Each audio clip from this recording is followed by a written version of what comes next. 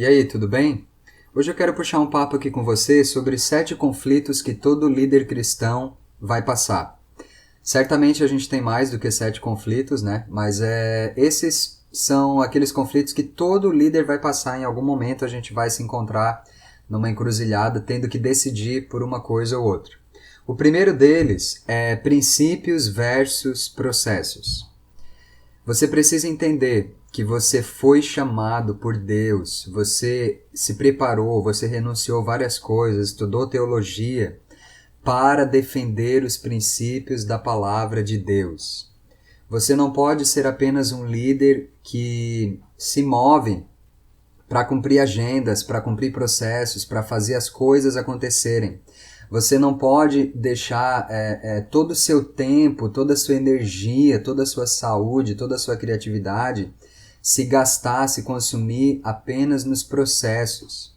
E o mais curioso é que na igreja contemporânea, né, nós estamos vendo as igrejas cada vez mais movidas para os processos, as agendas, os eventos, as tabelas, os cursos, a organização da igreja.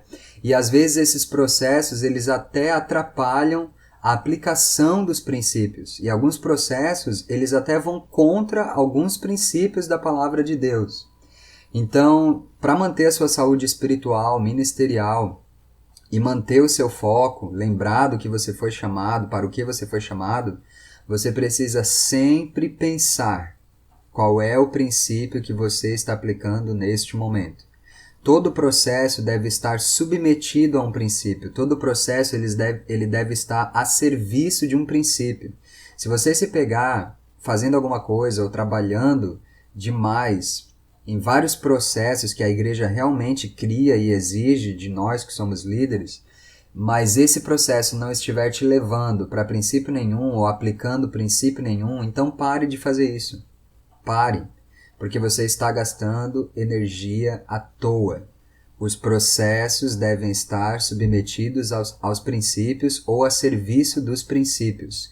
Você deve ser um líder que gasta energia, que gasta sua inteligência, seus dons, seu tempo para fazer os princípios da palavra de Deus se cumprirem e serem aplicados.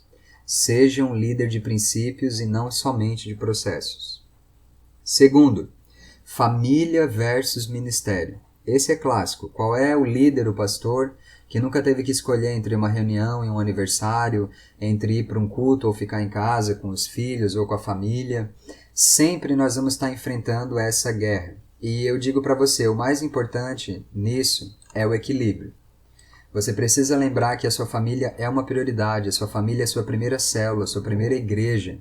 Você não pode colocar o teu ministério acima da sua família. Você não pode sacrificar a sua família em nome do seu ministério. Não precisa, Deus não deseja isso. Claro que quando o casal, ou os filhos, ou a família decide fazer uma renúncia, né, mudar de lugar, assumir uma obra nova, beleza, quando existe comum acordo. Agora eu estou falando dos exageros, pessoas que até brigam com a família, desamparam a família, né, tornam a família injustiçada, né, fazem a família passar por sacrifício que a família não concordou. Isso não é certo. Você foi chamado para cuidar da sua família. Em 1 Timóteo, capítulo 5, versículo 8, nós vemos essa recomendação do apóstolo Paulo. Se alguém não tem cuidado dos seus, e principalmente dos da sua família, negou a fé e é pior do que um infiel. Então não adianta se matar trabalhando na igreja, né, se matar trabalhando no ministério e a sua família estar morrendo dentro de casa. Valorize a sua família, priorize a sua família, cuide da sua família. Terceiro conflito, anonimato versus estrelato. Você precisa cuidar muito para não deixar subir para a cabeça aquilo que você está fazendo para Deus. Você precisa cuidar para o orgulho, a vaidade, não tomar conta daquilo que você está fazendo. Nós precisamos entender que o ministério, o trabalho de uma liderança cristã, na maioria das vezes, ele será anônimo. Você não pode trabalhar por reconhecimento, ou esperando reconhecimento, ou esperando uma posição, esperando uma gratificação. Não, esperando um cargo, não faça isso. Trabalhe no anonimato, fale pouco sobre o trabalho que você está fazendo para Deus. Não precisa ficar publicando, divulgando. Hoje nós estamos vivendo uma era que a gente está criando ícones, buscando ícones, né? Os pastores, inclusive, líderes, né? Todo mundo quer ter uma palavra, todo mundo quer ter uma visibilidade, todo mundo quer ir para a internet, para o YouTube. Olha, não precisa. Claro que existe uma intenção verdadeira de compartilhar, de edificar, mas muitas pessoas já trocaram essa intenção por uma vaidade, por um desejo de ser visto, de ser reconhecido, de ter recompensa por aquilo que está fazendo. Em nome de Jesus, não deixe isso acontecer com você. No livro de Mateus, capítulo 6, versículo 2, 3 e 4, olha só o que diz. Quando você der uma esmola, não faça tocar trombeta diante de ti, como fazem os hipócritas nas sinagogas e nas ruas, para serem glorificados pelos homens. Em verdade vos digo que já receberam o seu galardão. Mas, quando tu deres esmola, não saiba a tua mão esquerda o que faz a tua direita, para que a tua esmola seja dada em secreto, e o teu Pai que vem em secreto, ele mesmo te recompensará publicamente. Tá vendo? Não precisa você ficar se promovendo. Não precisa você ficar buscando seguidores, ficar criando uma frase de efeito. Não precisa você virar uma estrela gospel, uma estrela da teologia, da palavra. Não. Faça o seu trabalho silenciosamente, no anonimato, servindo a Deus. Em Colossenses capítulo 3, versículo 23, versículo 24, nós lemos que tudo quanto fizerdes, fazei-o de todo o coração, como ao Senhor e não aos homens, sabendo que recebereis do Senhor o galardão da herança, porque a Cristo o Senhor servis. Então esse conflito é um conflito que acontece dentro da nossa mente. Não é externo, é interno. Você tem que estar sempre sondando o teu coração, colocando isso em oração, se colocando à disposição de Deus, a serviço do reino de Deus, para que essa raiz não entre no teu coração. Escolha sempre o anonimato ao invés do estrelato. Quarto, santidade versus pecado. É claro que pelo fato de ser líder, de ser pastor, você não deixou de ser pecador. Você continua sendo um pecador, continua tendo emoções, sensações, tentações, vontades, desejos, impulsos. E você precisa entender que agora que você é líder, você precisa ser 2 vezes santo, né? Porque não só porque você é cristão, não só porque você quer ser salvo ou se manter salvo, mas também porque você é uma referência. Há pessoas se espelhando em você, há pessoas te seguindo. Você tem uma autoridade espiritual que no mundo espiritual é respeitado por anjos, por demônios. Quando você peca, você está abrindo uma brecha para que as outras pessoas que são lideradas por você também sejam atacadas. Você precisa sempre, sempre optar pela santidade, jejum, oração, consagração, vigílias, oração na madrugada, santificando-se no modo de vestir, santificando-se no modo de falar, santificando-se naquilo que você acessa, naquilo que você assiste, nas companhias que você anda. Um líder deve ser um homem, uma mulher santa, santo.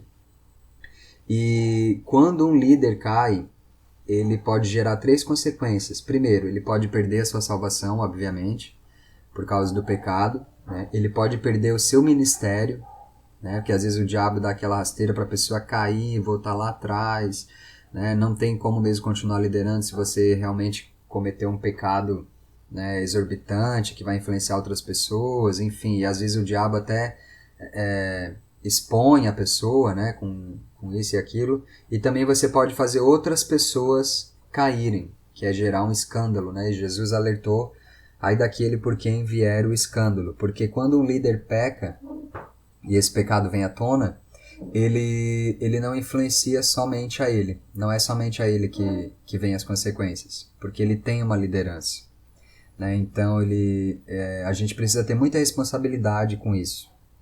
Por isso que o melhor é prevenir, se prevenir, não brincar com o pecado, não chegar perto, previna-se, cuide-se. E quando você perceber que você está sendo atacado, muito tentado, até mesmo você cair, confesse logo, procure uma liderança. Às vezes os líderes não confessam suas tentações, seus pecados, porque eles têm medo justamente de perder a liderança. Ah, como é que eu vou falar para o meu pastor, para o meu superintendente, para o meu líder de célula, para o meu supervisor? Mas fale. Porque se você mantém oculto, você está dando uma legalidade para Satanás te atacar e você vai estar mais fraco porque você está sozinho. Então você precisa compartilhar para você ser perdoado, ser curado, né, e ser ajudado também, para ter uma outra força, né, lutando junto com você. Outro conflito, pessoas versus coisas. Em nome de Jesus, você precisa ser um líder que tem um estilo de liderança humanizado. Os seres humanos acima de tudo. Não seja um líder que sacrifica pessoas para cumprir metas, para cumprir alvos, para realizar tarefas ou coisas. Lembre-se, você foi chamado para liderar pessoas, para gerir emoções, para liderar equipes, para trabalhar no caráter de outras pessoas, para amá-las, para cuidá-las. Você precisa de cheiro, de olhar, de pele, você precisa estar no meio das pessoas. Um líder, ele tem que ser alguém que gosta, que ama e que não perde o contato com as pessoas que ele está liderando, que lideram ele, que estão na sua equipe. Jesus tinha um estilo de liderança humanizado, ele estava sempre no meio das pessoas. Ele estava sempre na casa das pessoas, dando atenção a cada pessoa, a cada indivíduo em específico. E você precisa ter a habilidade de parar alguma coisa que você está fazendo por uma pessoa. Às vezes a gente vê até pastores, líderes indisponíveis, até mesmo quem trabalha na igreja, né, em tempo integral. Às vezes o cara está tão ocupado com as tarefas, com as agendas, até com os cultos, com as reuniões, que aquela pessoa que está ali, que trabalha na igreja, não consegue ter um tempo para conversar com alguém, para atender alguém, para ouvir alguém. Né? Então, muito cuidado. Sempre que você tiver que escolher entre pessoas e coisas, escolha pessoas. Sexto conflito, equipe versus sozinho. Em nome de Jesus, você precisa entender que o reino de Deus é um trabalho que se faz em equipes, em duplas, em trios, em quartetos. O reino de Deus não funciona sozinho, ninguém trabalha sozinho no reino de Deus. Até Jesus teve uma equipe, até Jesus teve discípulos, até Jesus trabalhou junto com os outros. Então nós precisamos entender que nós não podemos ser um líder monopolizador, um líder monopolizado, que prefere fazer as coisas sozinho, que sai na frente dos outros fazendo tudo sozinho, fazendo tudo. Não, você precisa trabalhar com equipes, desenvolver esta habilidade. Ore por isso, peça em oração. Se você tem dificuldades, peça para Deus te capacitar, te dar paciência, te dar sabedoria, te dar prudência, para você realmente saber trabalhar com equipes, né? Gerir a sua equipe, extraindo o que há de melhor em cada pessoa da equipe. Não se preocupe com as diferenças, as diferenças não enfraquecem a equipe, pelo contrário, elas fortalecem a equipe. Em Eclesiastes, capítulo 4, versículo 9 até o 12, a gente vê essa recomendação, né? Melhor é serem dois do que um, porque tem melhor paga do seu trabalho. Porque se um cair, o outro levanta o seu companheiro. Mas ai do que estiver só, pois caindo não haverá outro que o levante. Também, se dois dormirem juntos, eles se aquentarão, mas um só, como se aquentará? E se alguém prevalecer contra um, os dois lhe resistirão, e o cordão de 3 dobras não se quebra tão depressa. Tá aí, claro como água. Melhor serem dois do que um. Aprenda a trabalhar com outras pessoas. E o sétimo conflito é revidar versus calar. É fato que todos nós líderes somos pessoas de opiniões fortes, temos um caráter forte, temos voz atuante, né? Temos uma mente pensante. Nós não somos pessoas que processamos qualquer coisa ou que aceitamos qualquer coisa. No entanto, nós precisamos saber a hora de falar, como falar, né? A nossa postura. Principalmente quando você for atacado, criticado, perseguido, não revide, não tente se defender, não puxe briga, não vá tirar satisfações. Internamente vai subir o sangue, né? Até o último fio de cabelo, você vai ter vontade de falar 1000 coisas, vai querer ficar irritado, mas fique calado. Nós temos um exemplo que foi o nosso mestre, o líder dos líderes, o Senhor Jesus, que quando pôde se defender, escolheu ficar calado. Em Lucas, capítulo 6, versículo 27 e 28, olha só o que diz. Mas a vós, que isto ouvis, eu digo, amai os vossos inimigos, fazei bem aos que vos odeiam, bendizei os que vos maldizem e orai pelos que vos caluniam. Então não precisa você ficar se defendendo, revidando, puxando briga. Não. Apenas ore. Ore, ame, fique calado. Se Deus quiser provar alguma coisa a seu respeito, Deus fará. A verdade sempre virá à tona. Não precisa você ficar advogando por si mesmo. Tenho certeza que você se identificou com alguns desses conflitos e com certeza você deve saber outros conflitos, né, que nós líderes passamos. Então comenta aqui embaixo, compartilha aí também outros conflitos, o que você fez, o que a Bíblia diz sobre isso, para a gente estar sempre trocando essas informações. Que Deus abençoe você.